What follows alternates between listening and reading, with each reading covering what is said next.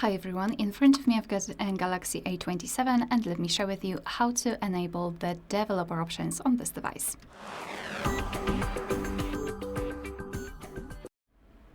So it's quite quick and easy. All you need to do is to open the settings, and here we need to scroll all the way down to find About Phone.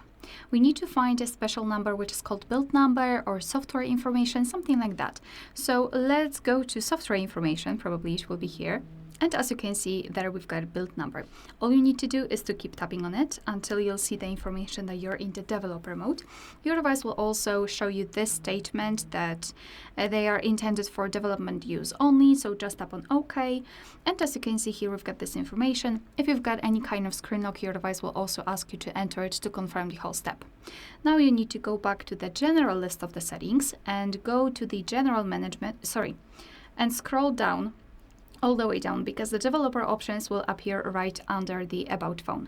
So just tap on it, and here we've got a lot of options that we can customize. For example, you can show view updates, you can change the text cursor blinking, and so the speed of it, window animation scale, etc. Everything works the same, just like in the regular settings. So if you've got something, the option with the switcher, just tap on it and it will be immediately applied.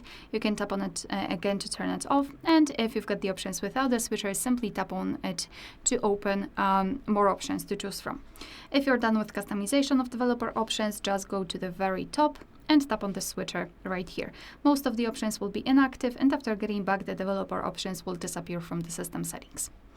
Alright, so that will be all. Thank you so much for watching. Please hit the subscribe button and leave the thumbs up.